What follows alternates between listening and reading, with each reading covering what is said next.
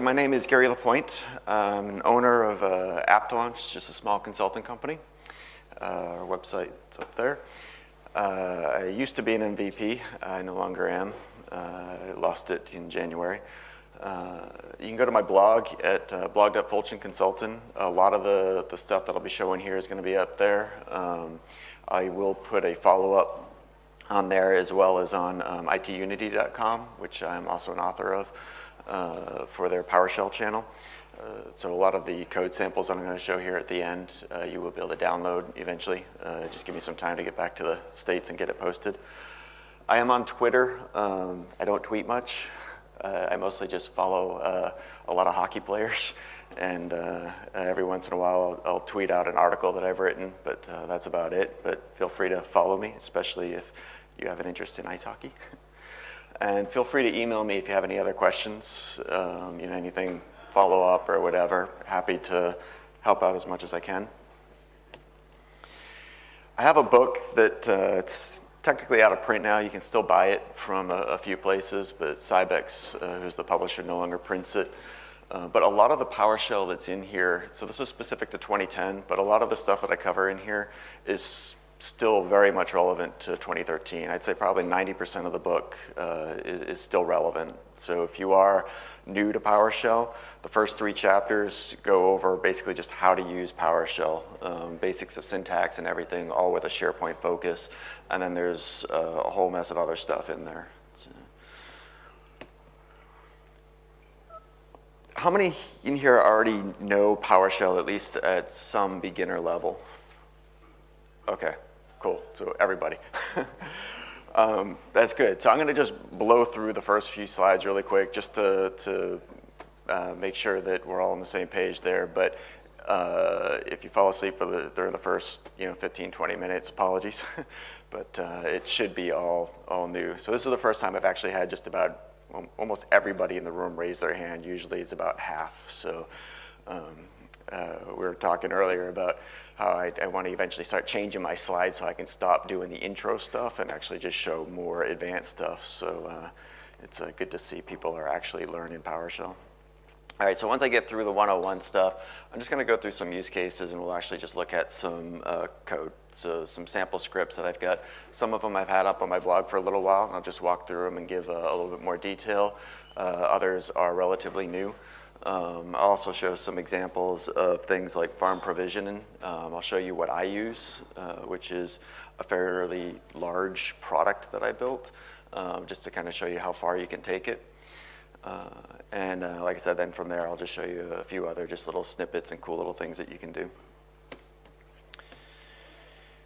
All right, so just to get started, whether you're on 2010 or 2013, if you're going to be using PowerShell, you're going to either use the SharePoint 2013 management shell, or you can load any old PowerShell editor, console, or whatever. You're basically just going to run or load the PowerShell snap-in, SharePoint PowerShell snap-in. So it doesn't matter if I'm in the management shell or not. I can come into any old PowerShell window, do add, ps snap-in, Microsoft, SharePoint, PowerShell, and it's not case sensitive. And that loads the snap-in for me. So all the commandlets that come as part of that add-in, that snap-in, are now available. What I typically do, though, is I don't run the snap-in every time. I add something to my host file. So if you do ISE, this just loads the integrated scripted editor.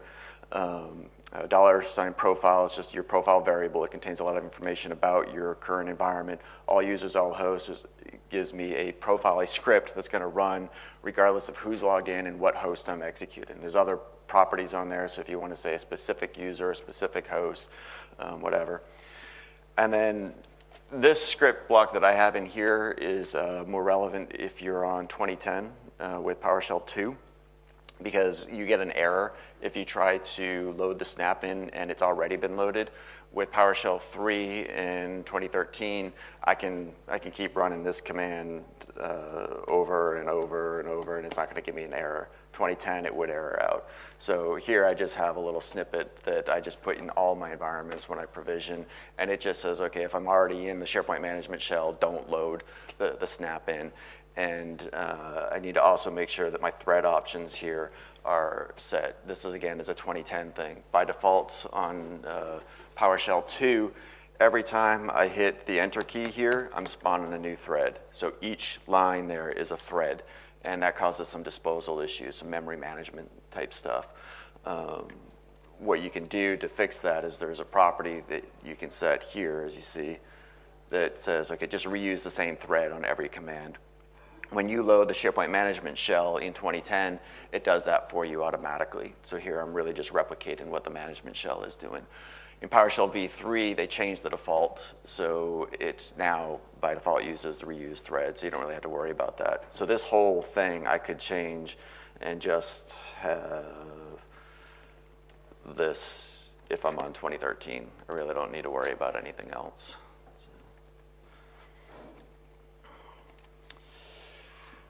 You do need to make sure that you run it elevated for most commands. There's some things you technically don't have to be elevated, but if you do have UAC enabled, you want to make sure you open that shell as administrator.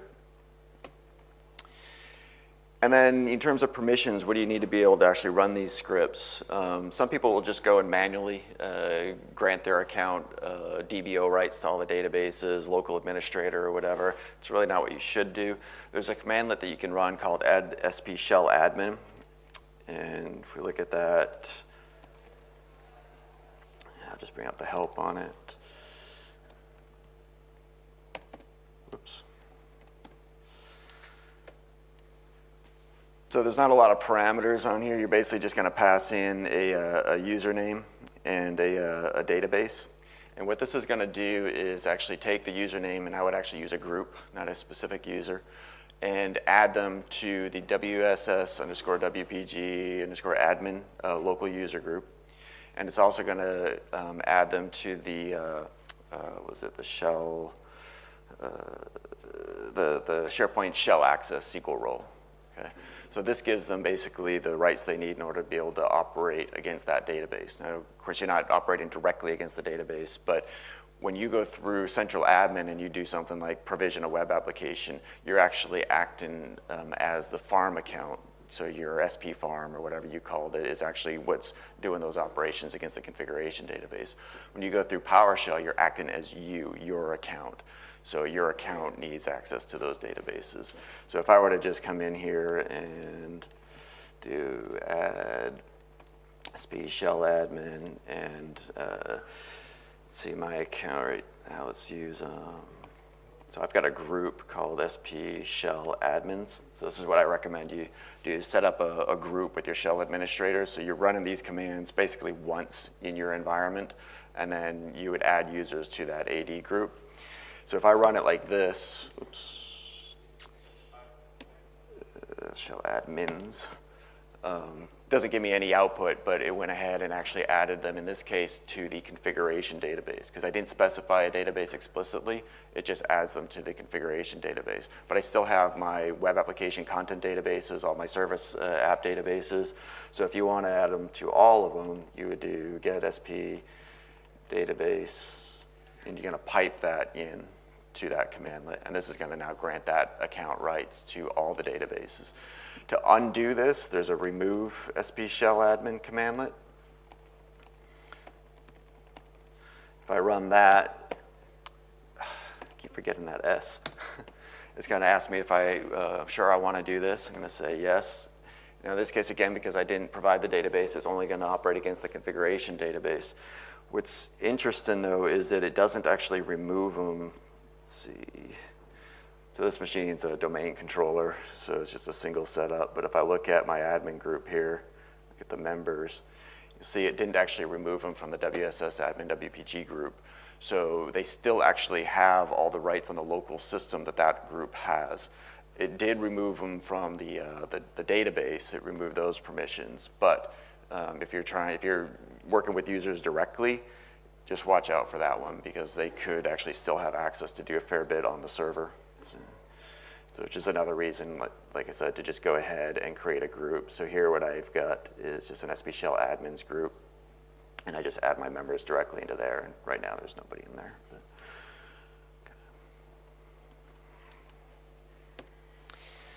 You may also need to set execution policy.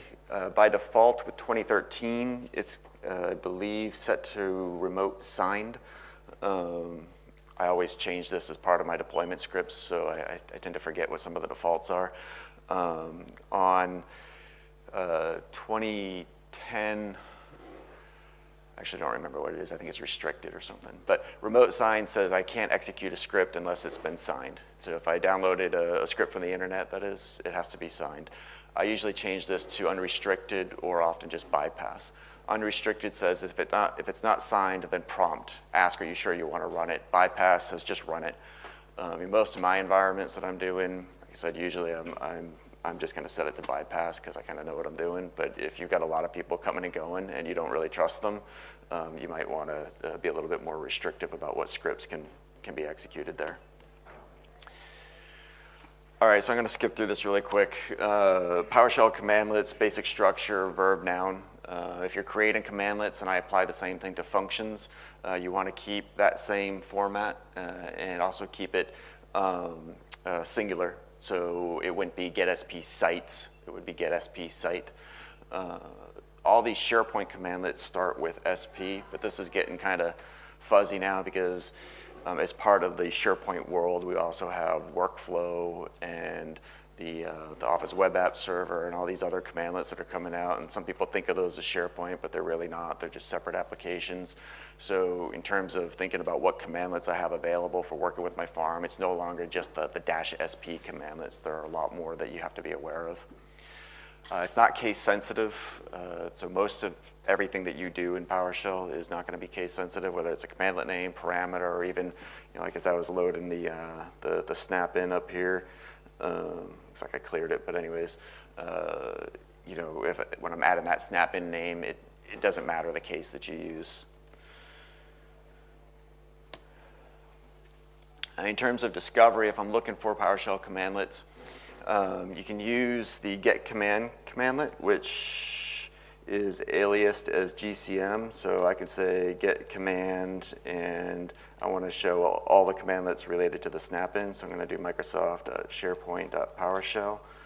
And this is going to just give me a big dump of all those commandlets. I can also just use the alias, which is GCM, and it gives me the same information.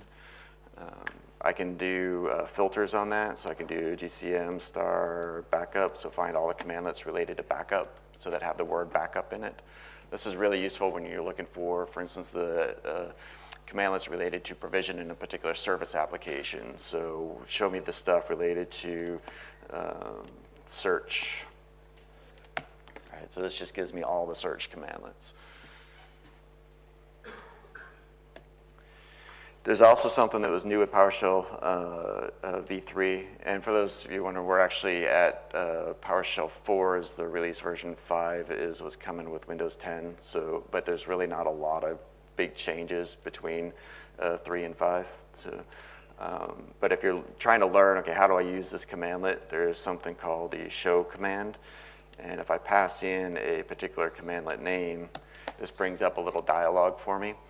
And each tab here represents what's called a parameter set. So it's a set of parameters that I can use together to execute that command. So I can come in here and just fill in all the different parameters that I want, and I can copy that out, and it'll give me the equivalent PowerShell.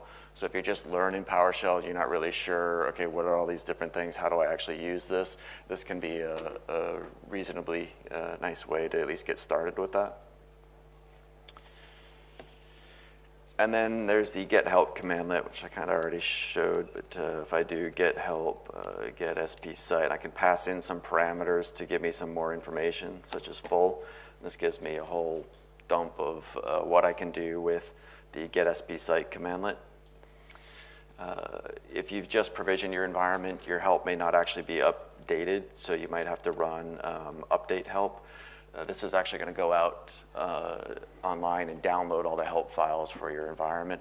This does not work with SharePoint. So as the SharePoint help files are updated with CUs, running this command is not going to have any effect if you haven't applied those CUs. So you're not going to get changes to the help at any point. It's only the native PowerShell commands.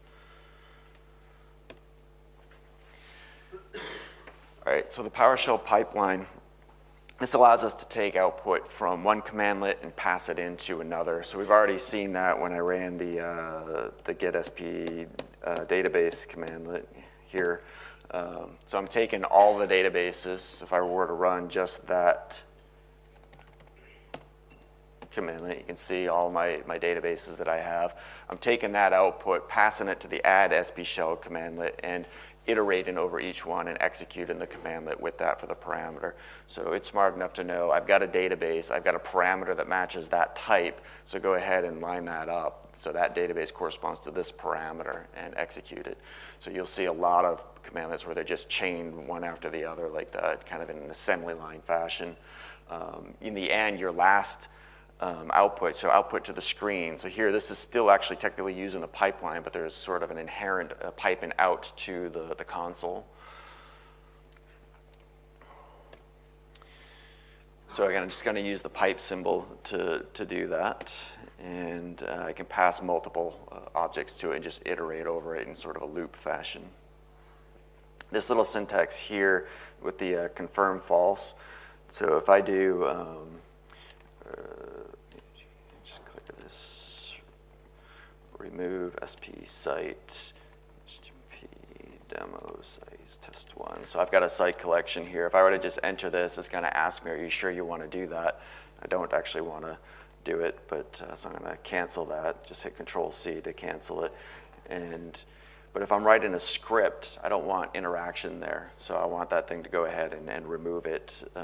So what I can do is say confirm false. So any Boolean parameter or switch parameter is what they're called, such as the confirm parameter, I can tack on a value for it. So we just use the colon there to basically set true or false. So if I want to make sure there's always a confirm, I can just say true, and this will again prompt me for it.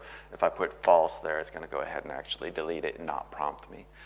There are some PowerShell commandlets for the part of the SharePoint PowerShell commandlets specifically that require you to set true or false on there because the guys that wrote it were idiots. Sorry, I was searching for a word better, but if you were to look at their code, they basically had no idea how to write a PowerShell commandlet, and there's several of them like that in the SharePoint commandlet world, I guess. I spend a lot of time reflecting them to see what they're doing behind the scenes and stuff, especially because I kind of create my own, so I use it as a learning opportunity.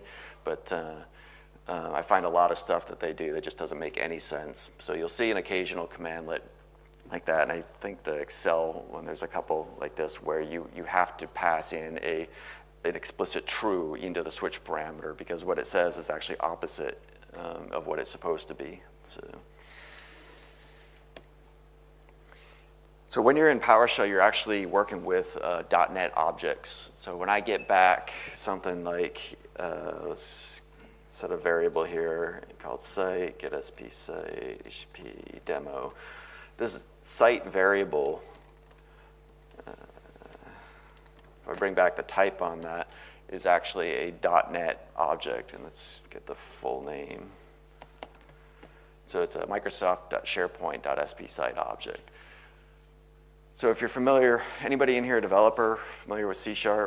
Okay, yeah, so working, a lot of you, all right, cool.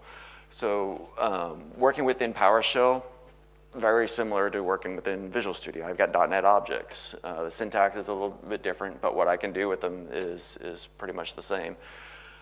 I find outside of provisioning a farm, so during the provisioning process, I'll use the SharePoint commandlets that are provided almost extensively. But once I get down to, okay, now I've got my farm provisioned and my site collection is there, but now I got to customize that site collection, I'm no longer using commandlets. I'm now kind of putting the developer cap on and I'm working with those objects. So SP site, SP web, SP list item, et cetera, right? So you're really in the developer world now. So you need to understand, what the SharePoint SDK is, what is the API. So I've got objects, I got properties and methods on those objects, and I can drill down into there. So anything you learn about the PowerShell commandlets isn't really going to help you so much when you start with saying, I want to manipulate content. I want to run a script that's going to go and change the versioning on all of my lists. You need to understand the SharePoint API to do that. it's a PowerShell syntax, but you're still working with SharePoint objects. So if I were to look at this site object now, and there's a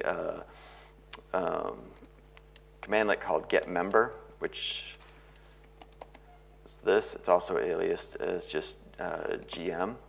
If I output that, this is going to give me a listing of all the properties and methods on that SP site object. So I can see the methods are the things that I can do to it. So I can add a work item, I can delete it, etc. Properties are kind of attributes of that. So what is the compatibility level? What content database is associated with it?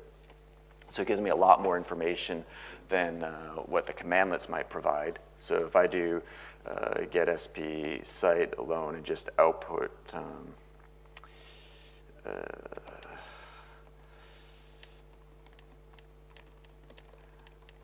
if I just output this by default without the star there, right, I'm only going to see a couple things. But if I use that star and say, okay, just show me everything, this is going to go look at all those properties that I've got and output the values for them. Okay. There are some commandlets or some objects that have an equivalent commandlet. So when I'm working with this site, excuse me, this SP site object, I can make property changes directly here, and I can update it and whatnot. But there's also a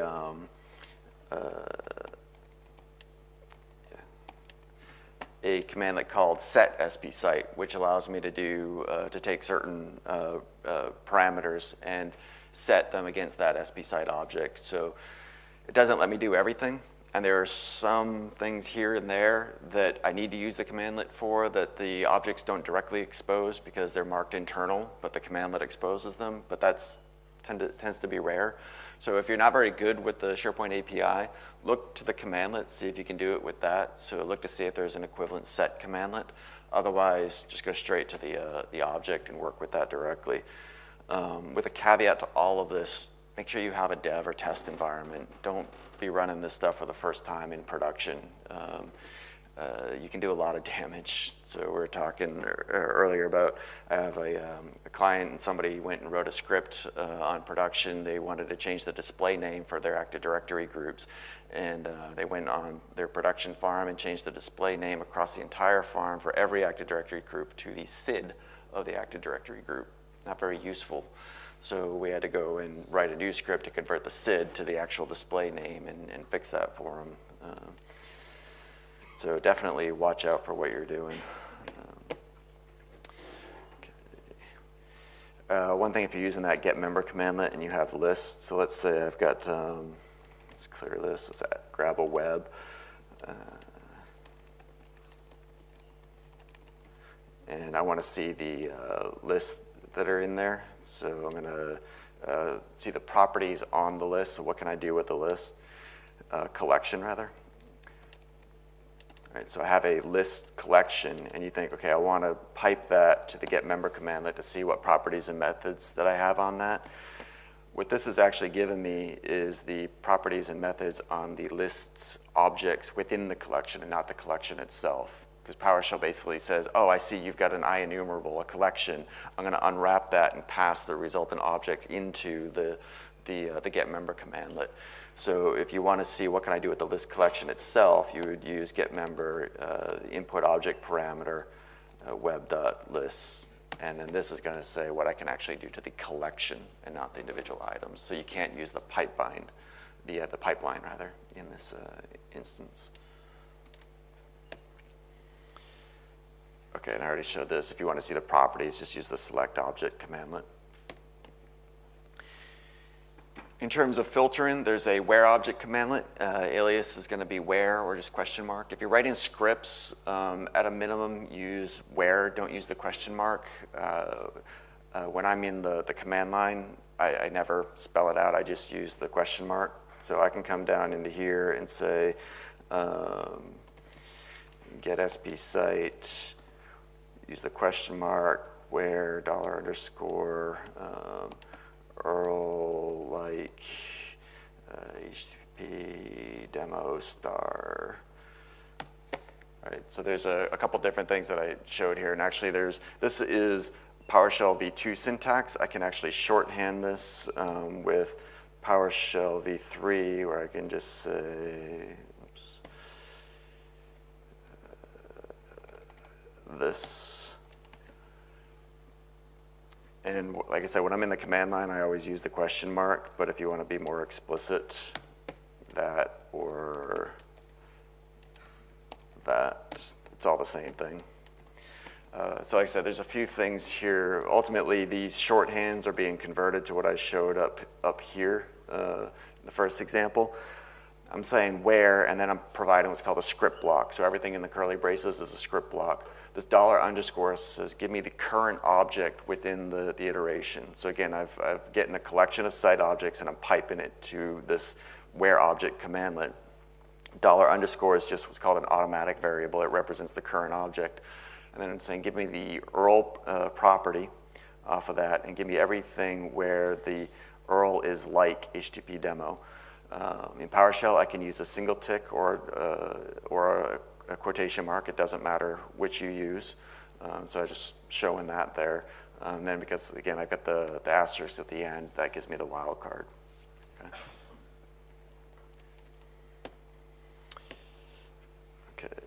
And I've got a lot of different operators that I can use here. Here I'm using the like with the wildcard, but there's several of them. This is not actually all of them. If you type help about _ operators, you'll see the list of them. There's quite a few in there, probably about double this. But again, if you're a C# guy, you might be tempted to go and do equals for an equality check. That's not going to work. It's going to give you a syntax error, so you'd use -equal. Or -ne for not equal, etc. Okay, variables, we've already kind of seen that. They start with a $.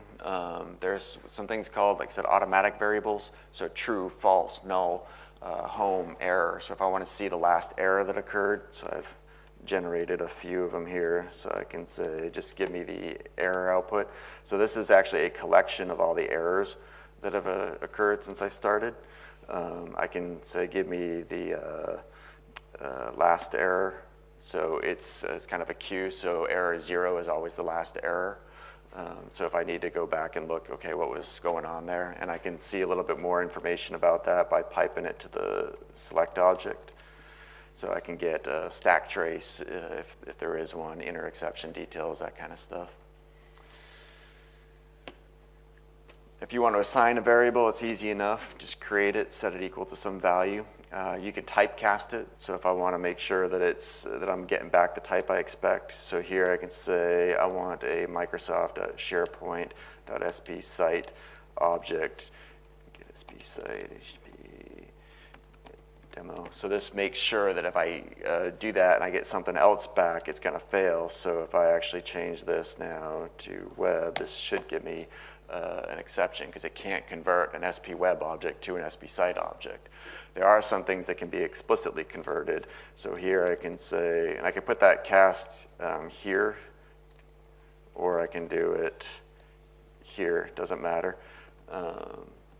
But I'm just going to create an empty XML element here. And this is actually going to cast it to an XML document object.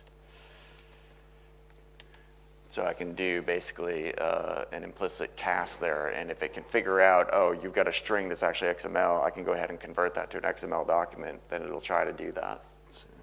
So this is something I use a lot in, because a lot of my farm provisioning scripts specifically are XML driven, so I'll just cast it to an XML, open the file up, cast it to an XML document, and you can do things like, here you'll see that there's nothing in there, but XML test actually corresponds to the element that I created in there. So I can actually work with the XML elements as though they were properties on an object.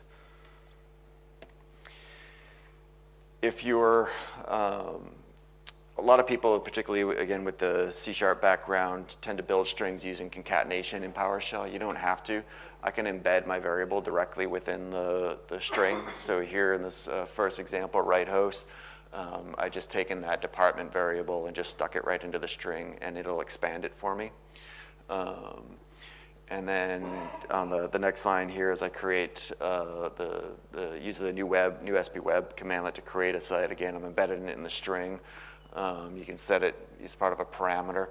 But I think what's more interesting is this, the last example. So let me give you an example here. So let me actually get that site back. So I've got an URL on that object, right, HTTP demo. Let's just put together something here. We're just going to say the URL is site.url. Right, so if I do something like this, what I'm going to get is that. Because what it's doing now is taking in this case, the $site variable and doing a toString on it. So I get back sp site URL equals HTTP demo, and then that .url at the end is the rest of my string there. So what I really need to do is this. Oops.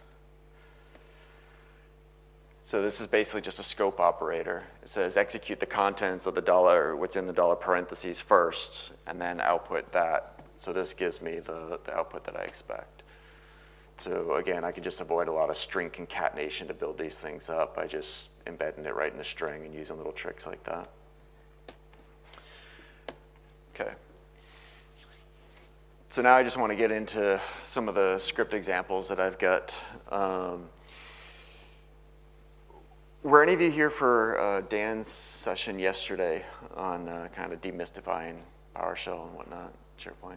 Okay, a few of you. So Dan talked a little bit about using scripts for farm provisioning. He and I are kind of on the same page with this, but there's a lot of caveats to it. Best practice is if you're creating a new farm, you want to script that installation. There's a ton of reasons for it, only some of which I've listed here. Actually, so it's repeatable. I can take one script, build my production, test, dev, UAT, stage, whatever environments I need. I can, if I'm a consultant, I can go from client to client and build multiple environments by just executing these scripts, change a few variables, whatever. So at the end of the day, when that farm is built, I know what I've got. I know that I didn't miss anything. I've got a horrible memory, so trying to remember that I need to configure this setting or that setting or whatever, especially if I'm not building farms regularly, it can be very difficult. So having a script that just takes care of all that for me, and all I have to do is plug in the variables, the things that might change from environment to environment, or maybe architecturally type changes, makes that a heck of a lot easier. There is a huge investment up front, though. I mean, in terms of writing these scripts, you can download a lot of existing ones and whatnot, but you really have to understand what they're all about. I'll talk about that in a second. In terms of what I can do through the browser versus PowerShell, the browser Essential Admin does not expose every configuration option. Most common example is your admin content database. When I'm first creating my farm, if you just use the configuration wizard to create that, you're going to get a nice little GUID at the end of that database, which is just ugly. DBAs don't like it. If you use PowerShell, you can set that. There's a lot of other like service applications and whatnot that don't have that issue. So if I give you a list of my databases, which we already saw, you can see the names. I've got no GUIDs in there, right? All of these databases were provisioned through PowerShell, so I can have explicit control over what I call those guys. But there's also a lot of other configuration options, particularly when you get down into various performance settings. Things with the distributed cache. If you're using any of the BI services, they've got a ton of performance-related settings that you might need to tweak. Most of those can't be set through Central Admin, so you got to go down into PowerShell to do it. It's more or less self-documented. It depends on how complex your script is. With me, I've got an XML file that drives all my scripts. So from environment to environment, client to client, whatever, my scripts are exactly the same. What changes is the XML input to it. So that XML file becomes my documentation. So I can look at that at any time and say, okay, this is how I provision the environment, because I know that my scripts pull those values from that file. A lot of people like just put in variables in their scripts, and then they just change that. I don't, just because I don't want to change my scripts. If I've got a script that I know has been tested and works, I don't ever want to go in and make edits to it, because now you risk introducing some potential errors and whatnot. It might be something as simple as omitting a quote at the end of a variable name, and you go to run the script, and it won't necessarily bug out the entire script. It'll fail on that line, and then it'll keep going and try executing things, and you can get into some bad states that way. So for me, if I got a script that it's work, I consider that gold, and I don't change it, and I version those scripts as I fix bugs. I don't want to be versioning the scripts as I'm adding new variables for different environments. Okay. And then also one thing to watch out for, you can provision the farm using the scripts, and that's fantastic. But then if you ignore those scripts and then proceed to make all kinds of changes through central admin, and you're not somewhere documenting those changes or otherwise updating your scripts, your variables, or whatever, then you start diminishing the value of that initial provisioning in terms of what you get out of disaster recovery benefits, the whole documentation in terms of handing it off to an auditor or a consultant. So if you've got an environment and you've got a consultant that comes in and you want to be able to show them how we provisioned it, so that maybe they need to replicate it somewhere or whatever, if you've done 75% with scripts, and then you went and did everything else through the browser, those scripts become useless to them. So it's one of those things, if you're gonna go the farm provisioning route with scripts, you need to commit to it all the way. So if you make changes through the browser, make sure you make the corresponding changes through scripts, within your scripts. It's a time saving with the caveat. So if you're doing just one environment, it's definitely not a time saving. You're better off just going through, and if you don't care about the settings that you can't do through scripts, and all you care about is how quickly can I get this environment provisioned, you don't care about the DR, documentation, all that kind of stuff, it's gonna take a lot more time to do this with scripts. If you're doing a lot of environments, a lot of servers, so you've got the three typical, production, dev, test, and most people have many dev environments, because if you got 10 SharePoint developers, you probably should have 10 development SharePoint environments.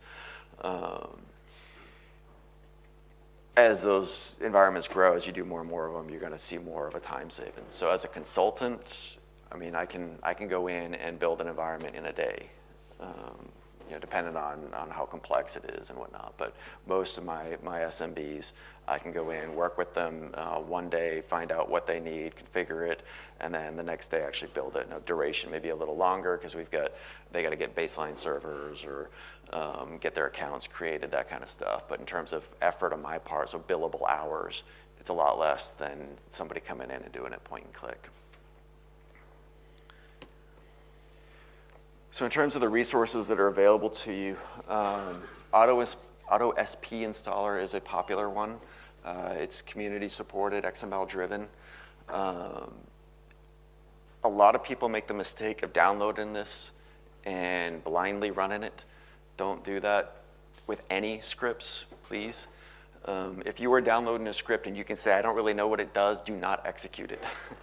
There are some things in here, some assumptions that it makes about architecture and performance and things that it does around security because they couldn't figure out how to get a service provision correctly. So there's a couple things that they did that weren't necessarily good. Now, some of the things that I'm thinking of may have changed because there's a lot of iterations to this, but a while ago, when I looked at it last, there's some stuff in there that was bad. But for the most part, it's a decent product. But again, with any scripts, don't just blindly run these and say, okay, I built my production with this. I have no idea what it did, but I got a scripted environment.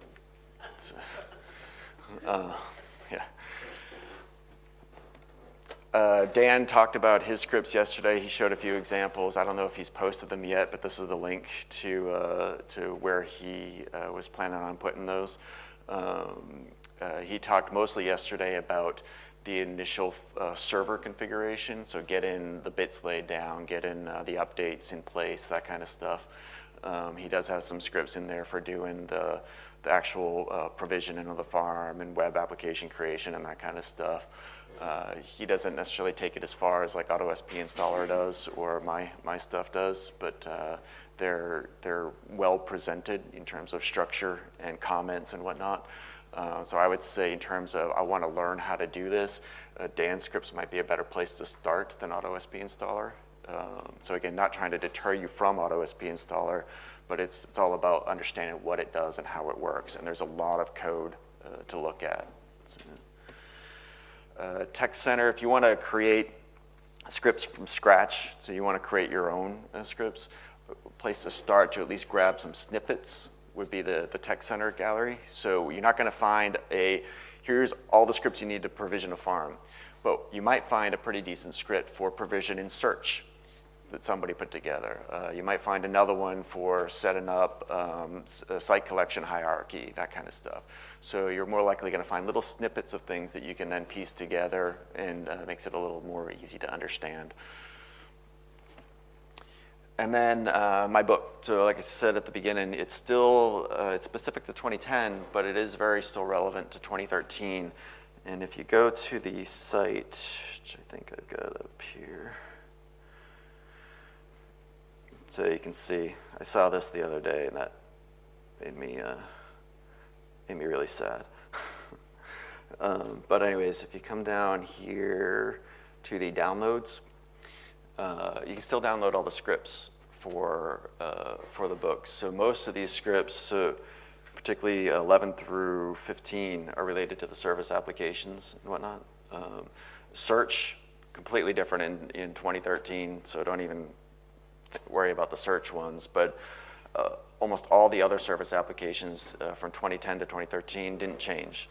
I think there's maybe one or two services where there's a parameter added or a parameter removed or something like that, but real minor stuff. Search is the big one. Anything you had for 2010 would have to be rewritten for 2013. And while I'm here, if you were interested in the talk tomorrow that's on it's listed as creating custom commandlets. This Appendix A is a downloadable chapter. They allowed us 750 pages. We went to 800 pages, so they cut my favorite chapter out and made it as a download. So if you are interested in creating custom commandlets, just download this chapter and you'll have that. So, all right. So one thing I just wanted to show is my scripts. So what I've got here, so this is my scripts library, and I got a whole mess of stuff in here. So if we look at the service applications, what I do is I separate out and create a separate file for every service application, so that if I need to just provision that service, I can do it. Not having to run an entire massive script. Everything is modular. If I want to do something like the Excel services here, this allows me to basically pass in an XML file or an XML element related to that file, so I can do some modular stuff. But everything down here, let's see. So I'm not going to go through, kind of explain all of this, but you can see there's a fair amount to get some of this working, and this does a lot of stuff, though. This isn't just provision in the service application, right? So creating the service application is the easy part, but then there's also a lot of configurations you can do after that.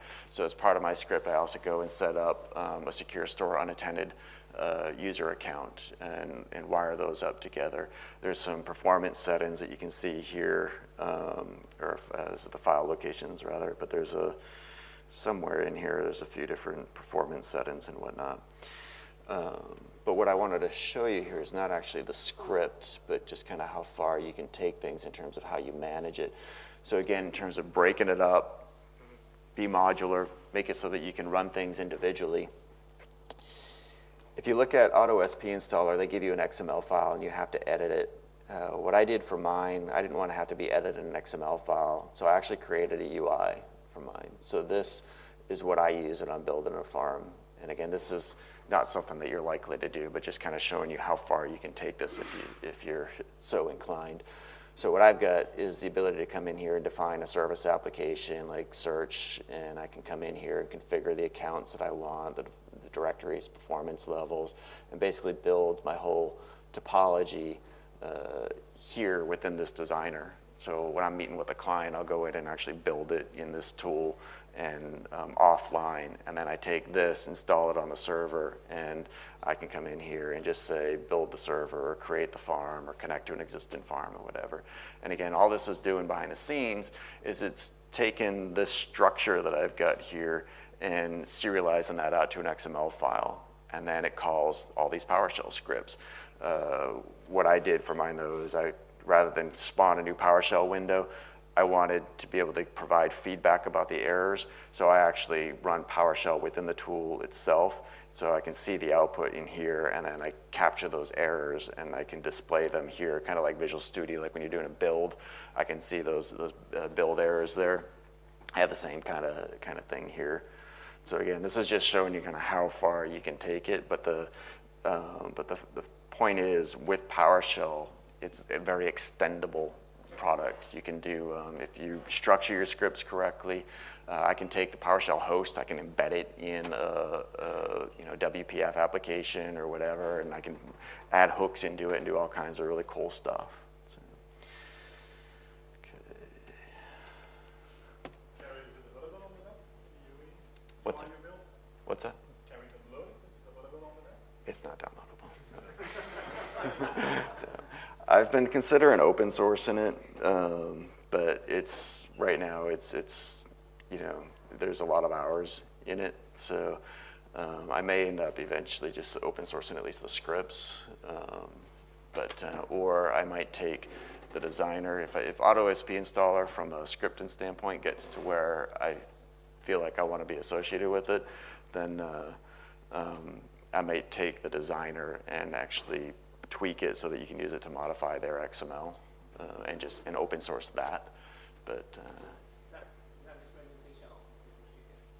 yeah, it's just a WPF app. Yeah, some Telerik controls and stuff. So the coolest thing about it is everything is driven by objects, and I use reflection to build the design. So like every property pane is not a custom pane; it's all driven dynamically. So if I need to add a new service application, I create an object, decorate it with a few attributes, and then it just appears in the designer. So, oops, skipping ahead here.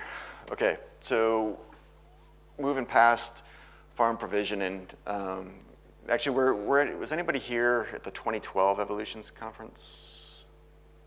A couple of you. So I did a session there. I don't think stuff is still available. I don't remember if I put a blog post up or not, but Spence and I did a back-to-back session where we basically built the farm for the entire conference. So we configured, in 2 hours, we provisioned 12 servers using various scripts.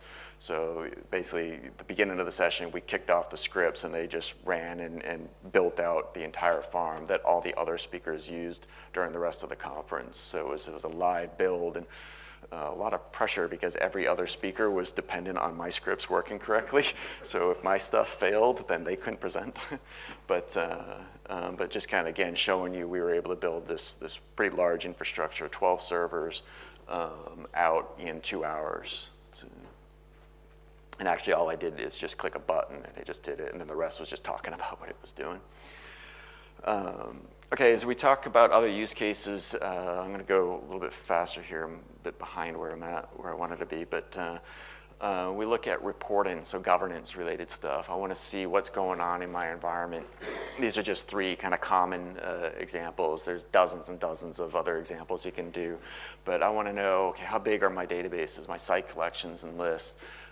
I want an inventory of all the documents in my environment. Miriam and I were talking about this yesterday, where she's creating a product for a client that is pulling an inventory from SharePoint Online using PowerShell and other things. So she's actually got a session later today where she's going to be talking about that. So if you want to see what she's doing in terms of analysis of an existing environment, definitely encourage you to go to her session.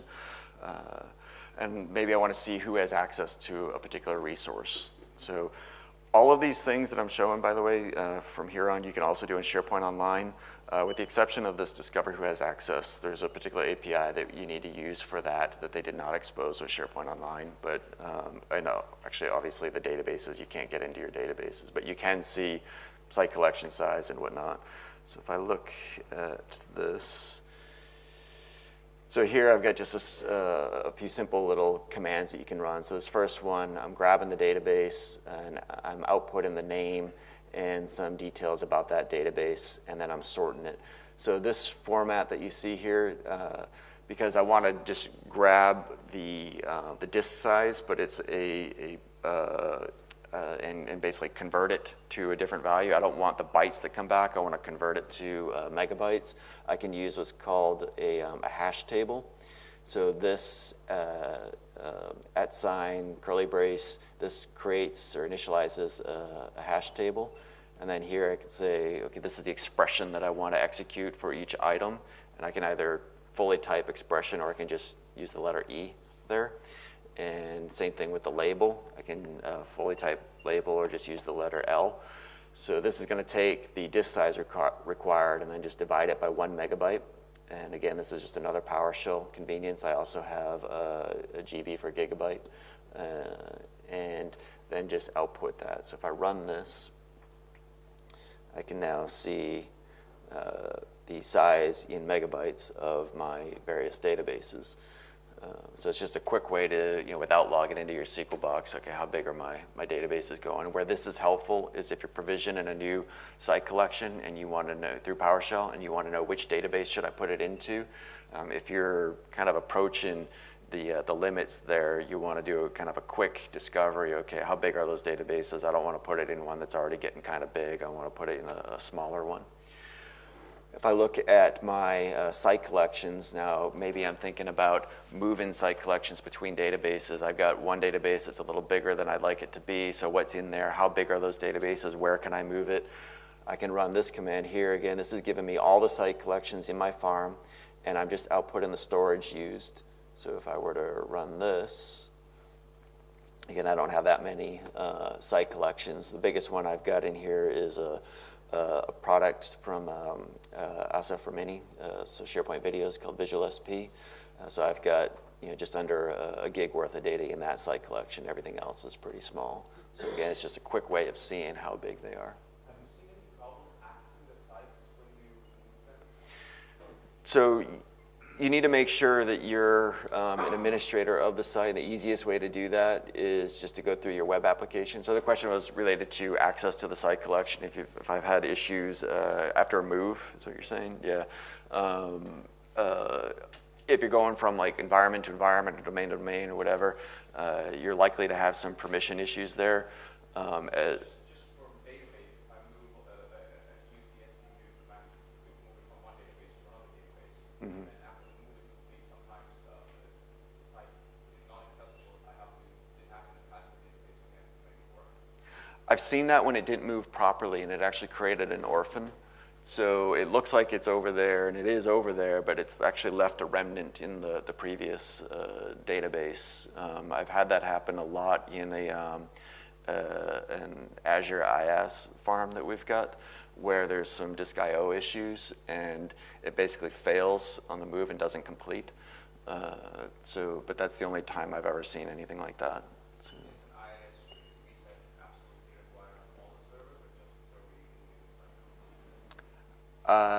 You shouldn't need to do an IIS reset at all on that. Yeah, I don't know, but we can talk offline. Most of the time it doesn't work. It ends up in an error or a blank screen. Right. Interesting. Okay, we can talk offline. Yeah. All right, so if you want to get a little bit deeper, so I've gone from the database to the site level. Now I want to see my my webs and rather my lists within the web. And here I'm going to show you all the item count rather for all the lists in the webs. So if we clear that. So in this particular web, again, this is the hub for Visual SP. I can see within my site assets library, I've got 2,100 items. So again, in terms of that discovery, do I have large lists that I need to be worried about? Do I have lists that are over that 5,000 or 10,000 or whatever item limit, right now I'm running this on a specific site collection, but I could change this pretty easily to just run across every site collection and sort it, and then I can see within my farm where are my large lists. In terms of provisioning, not farm provision, but we're talking now about content, my site collections, sites, lists, that kind of stuff. What a lot of people have done in the past is, okay, we've got a particular site that we want provisioned in a certain way. We want to make sure there's a links list, a calendar, a documents list with certain settings associated with it. We want the home page to have these elements on it. They've gotten a developer and they've created a feature and deployed that to the farm, and now we have full trust code running in our environment, which isn't necessarily a good thing. And was that feature developed properly? And oh, by the way, that's not going to work SharePoint Online, so how do we do the same thing up there? A lot of people now are actually shifting over and using PowerShell to do this same kind of a thing. I do it here and there. I'm still a big fan of full trust solutions, so I tend to actually like to do that. But in those environments where that's just not an option, PowerShell is actually a pretty decent alternative. Let's look at an example here. So in Dan's talk yesterday, he showed how I can use a list to provision a site owner. What I'm going to do is show you how we can use a list to provision and configure a site collection. So here I'm going to come in. I've got this list that I set up called site request, and I'm going to add a new item, and we'll just call it HR team site. So this is going to be a private team site for the HR department, just someplace for them to go collaborate, right? And I'm going to give it an owner. I'll just give it my SP admin account, and I'm going to save that. Now I've set up approvals on this so that you can go in and put the request, but somebody's got to come in here and actually approve it. So I'm just going to go ahead and approve it now. And I've got a timer job, a scheduled task here now that basically is going to run every hour and execute my script, which is then I'm going to go and monitor that list. So I'm just going to kick this off right now so we don't have to wait. And then I'm going to go and show you what the end result will be here. So this is a sales site that I created previously.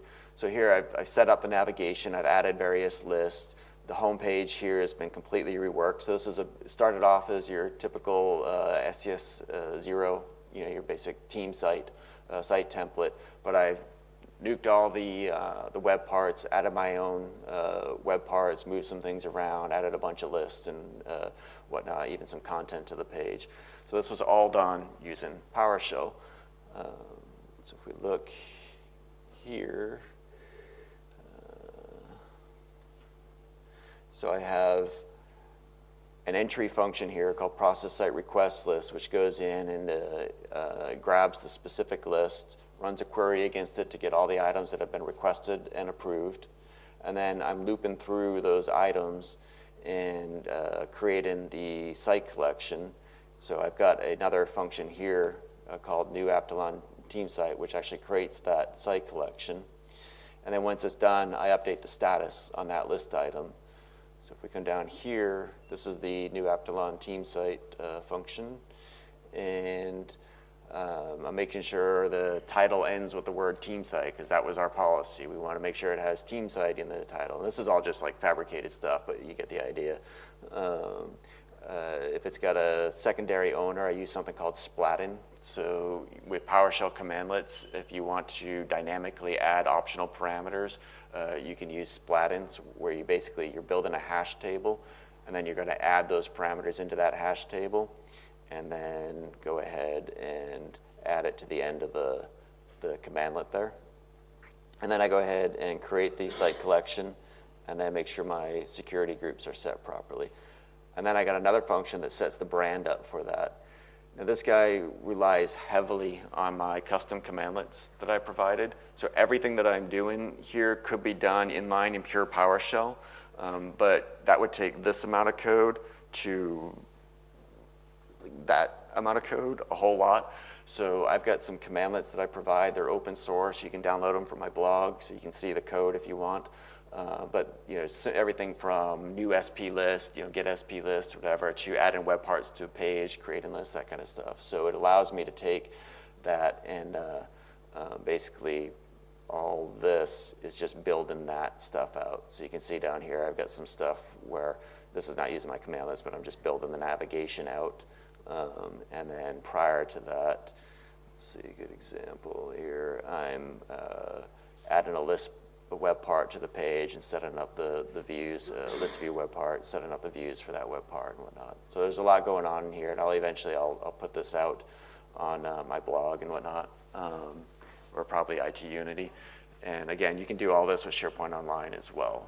So, and the end result, let's see, is probably not done provisioning yet, but let's see. Oops. Yeah, so now we got a new HR team site that's configured as part of the template that we wanted. So again, you can take this pretty far. You can have rules in there that based on answers they provide in that list, provisions the site differently, that kind of stuff. All right, so I'm out of time, but I'm going to just show a couple quick things here. We'll just ditch the slides for now. A couple other things. So in terms of document inventory, this one is on my blog, so you can download it now. But if we look at the end result, if I run this, I can see all the sites, items, whatever. I can view a ton of information about that farm. And again, all this is doing is just iterating over the list, the items, building a hash table, and then I'm pivoting that hash table. So each item that I've got specified in here, this is the data that I want to see out of that. I turn it into a column so that now it's an individual item can be viewed as a row.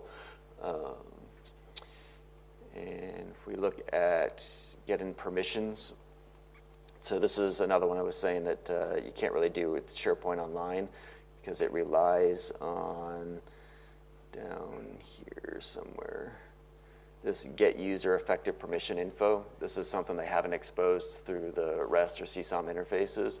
But what I can do, if I run this script, this allows me to see, okay, here's the resource, the user that I passed in was my SP admin account.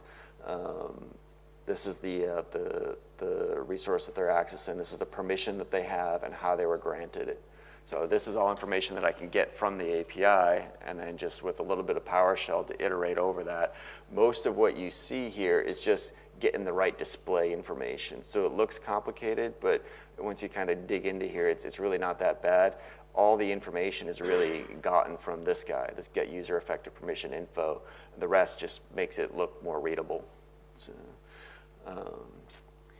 and if you're a developer and you're deploying solutions, if you've got a lot of solutions, like farm solutions that you need to deploy, a common problem is blocking. So I need to wait for this solution to finish deploying or retracting before I can do the next one. So what I did is created a script. I just called it deploy SP solutions, and violated my own rule because I made it plural, but it should be singular. But this, again, takes in either an XML file or just a directory, and it iterates over the files in there, and it handles all the blocking. So this guy here is really the meat of it. Here I'm looking at a given solution, and if it's still deploying, then I just wait and wait and wait until it's done, and then I allow it to move on to the next one. The rest of the code, all this can be simplified quite a bit, but this is just doing checks to make sure, okay, do I need to be retracting it or installing it or whatever? So there's just a lot of conditionals in there to figure out the state of the solution, so that if I want to deploy a solution, I load the script, call one command, and I don't really care what state it's currently in. It just figures that all out. So again, this one's on my blog as well. And then the last one I wanted to show is this get SP feature activations. So I also have a custom commandlet for this.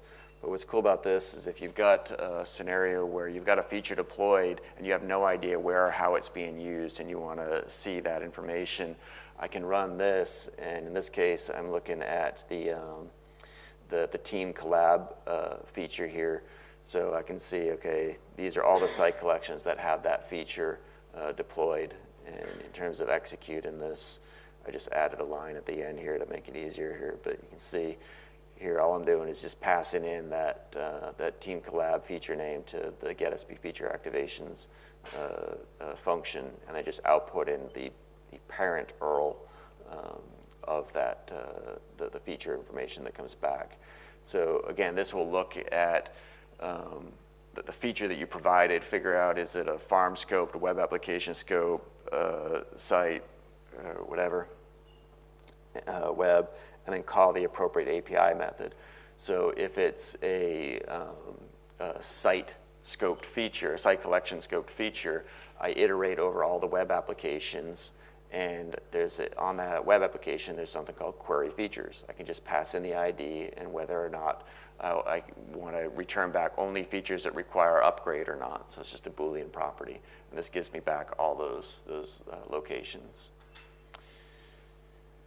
All right, so I'm over on time, but if anybody has any questions, I'm just going to dismantle and head over there.